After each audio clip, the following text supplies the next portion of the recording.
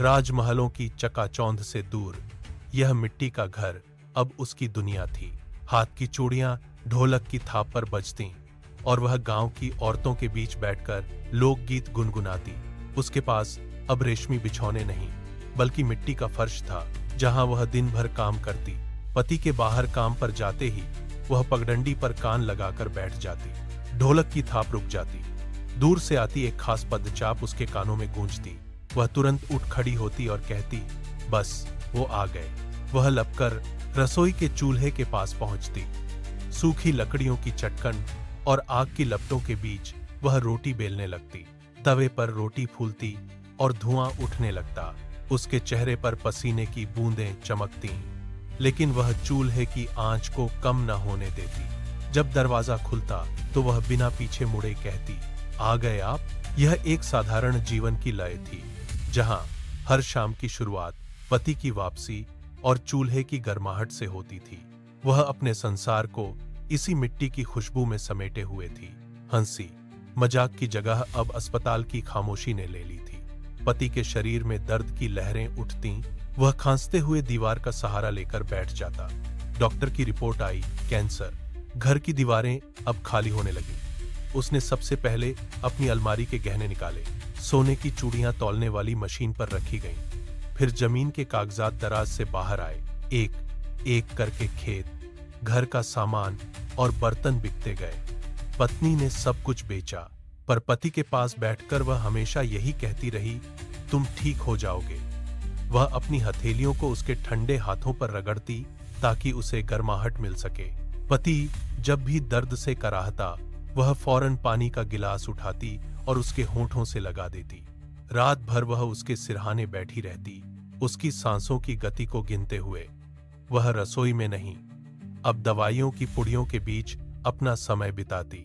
पति के चेहरे पर बढ़ती पीली लकीरें उसे डरा देती, लेकिन वह अपनी आंखों के आंसू पोंछकर मुस्कुराती।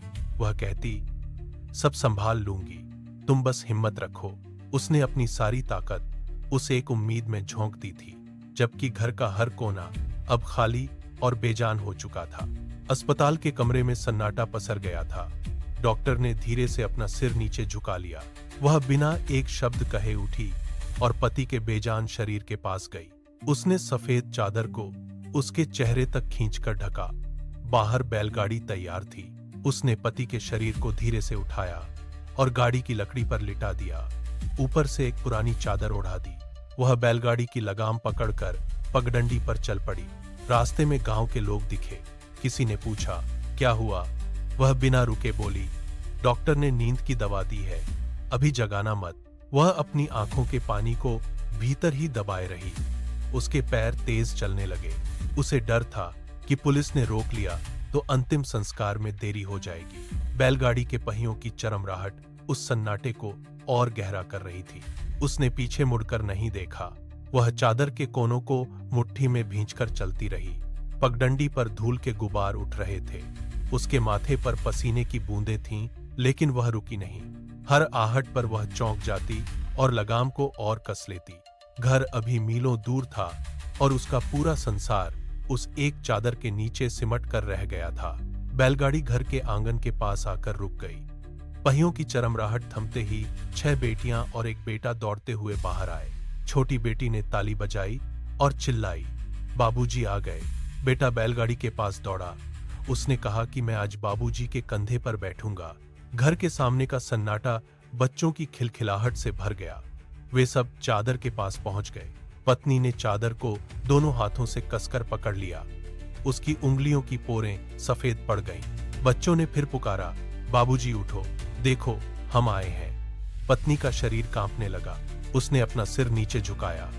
उसकी सांसें तेज हो गईं। अचानक उसने चादर को झटके से छोड़ दिया और वह जमीन पर घुटनों के बल गिर पड़ी।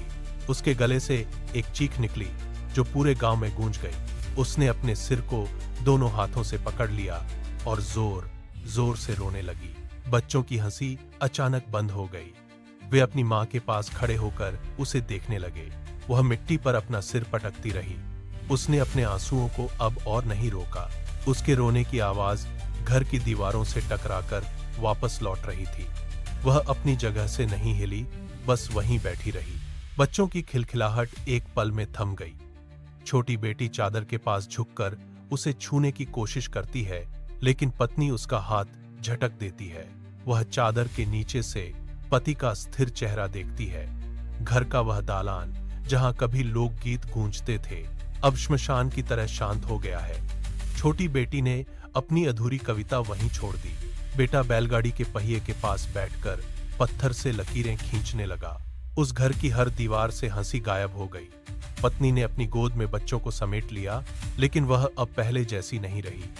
बच्चों के चेहरे की मासूम चमक बुझ गई। वे अब पिता के आने का इंतजार नहीं करेंगे। उस बैलगाड़ी की चादर के नीचे केवल एक शरीर नहीं, बल्कि उस परिवार का पूरा भविष्य दफन हो गया। घर की दहलीज पर रखी ढोलक धूल फांक रही है। सब कुछ स्थिर है, चूल्हा बुझ चुका है और अब वहां रोटी की महक नहीं, बल्कि गहरी राख फैली है। यह घर अब सिर्फ ईंटों का ढांचा है, जहां से बचपन और उम्मीदें हमेशा के लिए विदा हो चुकी हैं।